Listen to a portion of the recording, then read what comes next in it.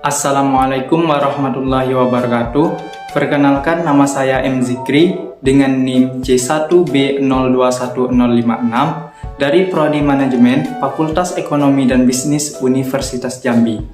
Di sini saya akan membahas studi kasus mata kuliah Interpersonal dan Komunikasi Bisnis dengan dosen pengampu Bapak Bambang Purnomo SEMM. Baik, selanjutnya studi kasus PT Toyota Indonesia. Anda adalah Direktur Utama di PT Toyota Indonesia. Perusahaan ini bergerak di bidang otomotif yang menjual produk mobil. PT Toyota Indonesia adalah PMA berasal dari Jepang dan telah beroperasi di Indonesia lebih dari 50 tahun. Kondisi PT Toyota saat ini. Laporan keuangan PT Toyota Indonesia selama 3 tahun terakhir, 2019, 2020, dan 2021, menunjukkan bahwa adanya penurunan pertumbuhan revenue yaitu minus 20% dibandingkan pada tahun buku 2018. Selain itu, pangsa pasar juga mengalami penurunan karena adanya persaingan yang sangat ketat beberapa tahun terakhir dari para pesaing, membuat pangsa pasar PT Toyota Indonesia menjadi 35% pada tahun ini. Para pesaing saat ini secara agresif fokus dalam menggarap mobil listrik atau electric vehicle seperti pesaingnya Honda, Suzuki, Daihatsu, serta berfokus pada segmen pasar yacht dan keluarga muda yang membutuhkan mobil kecil, 4-seater, dan hemat dalam konsumsi bahan bakar. Selama 3 tahun terakhir ini, PT Toyota Indonesia fokus pada pasar minibus dengan segmen keluarga yang dengan merek Kijang Anapa. Kijang Anapa terkenal dengan minibus yang bisa memuat banyak penumpang dan cocok untuk pasar Indonesia yang membutuhkan mobil penumpang untuk keluarga. Namun, kelemahan dari mobil ini tidak hemat bahan bakar. Para pesaing saat ini secara agresif terus membuka cabang baru di hampir setiap provinsi di Indonesia. Namun, PT Toyota Indonesia saat ini hanya fokus di kota-kota besar di Indonesia seperti di Medan, Palembang, Jakarta, Bandung, Surabaya, Makassar, dan Kalimantan.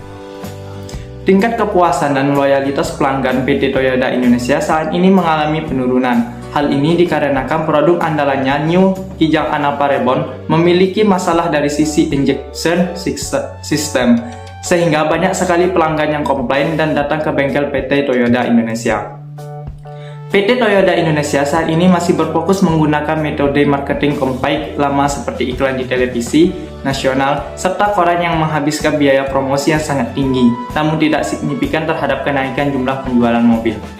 Citra PT Toyota Indonesia semakin menurun karena tidak ada tim public relation yang menjaga komunikasi dengan pihak media dan mitra serta pelanggan.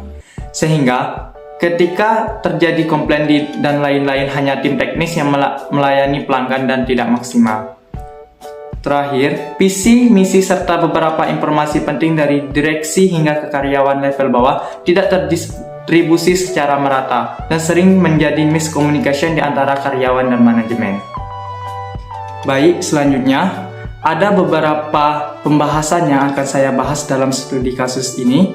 Yang pertama, buatlah analisa SWOT dari PT Toyota Indonesia. Yang kedua, sebagai seorang direktur PT Toyota Indonesia, apa strategi yang Anda lakukan bagaimana perusahaan bisa meningkatkan penjualan dan perbaikan yang harus dilakukan? Yang ketiga, dengan pendekatan dari sisi interpersonal dan komunikasi bisnis, apa yang perlu diperbaiki di PT Toyota Indonesia? Baik, poin yang pertama, analisa SWOT dari PT Toyota Indonesia. Strength atau kekuatan. Yang pertama, menguasai pasar mobil minibus keluarga. Yang kedua, pasar yang kuat dan pengakuan merek. Yang ketiga, pabrik dan dealernya terdapat di mana-mana. Yang keempat, produksi dan jaringan distribusinya yang luas. Yang kelima, menjadi produk populer dan menjadi pilihan pertama untuk kategori mobil keluarga, yakni mobil Kijang Anapa. Weakness atau kelemahan. Perbedaan harga produk yang seringkali signifikan antara satu dengan yang lain. Yang kedua, penurunan penjualan di segmen geografis utama.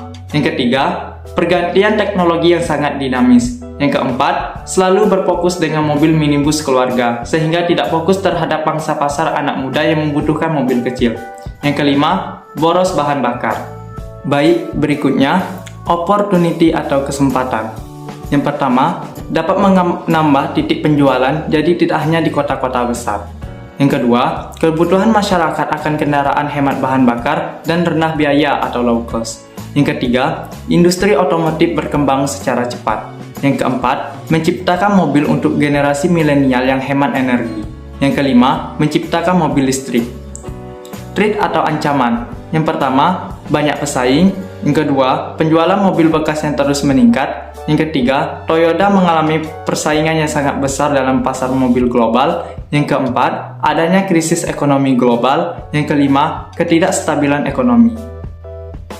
Baik, poin selanjutnya, strategi yang dilakukan untuk meningkatkan penjualan dan perbaikan produk.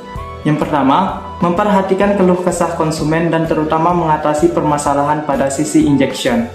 Yang kedua, PT Toyota Indonesia menjamin penjualan kepada konsumen melalui gimmick promosi di mana terdapat diskon menarik saat pembelian.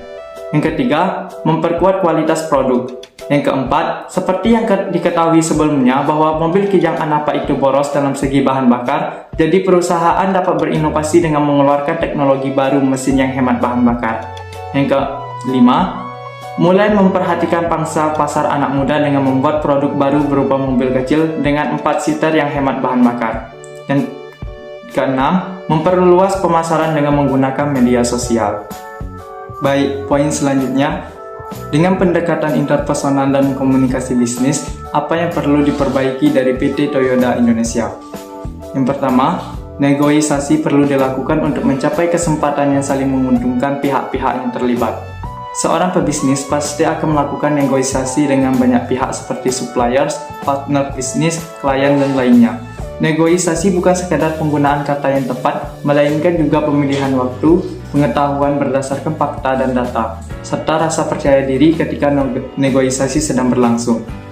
Yang kedua, yang perlu diperbaiki dari PT Toyota Indonesia berdasarkan pendekatan interpersonal dan komunikasi bisnis yaitu meningkatkan kinerja dari tim public relation, sehingga dengan meningkatnya kinerja dari tim public relation dapat menjaga komunikasi dengan pihak media, mitra, serta pelanggan, sehingga ketika terjadi permasalahan, komplain, dan yang lainnya itu dapat terselesaikan dengan baik dan maksimal.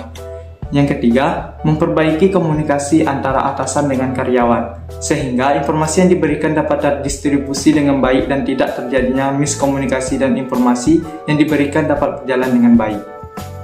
Baik, sekian pembahasan studi kasus dari saya. Apabila ada kesalahan, saya mohon maaf dan saya akhiri dengan wassalamualaikum warahmatullahi wabarakatuh.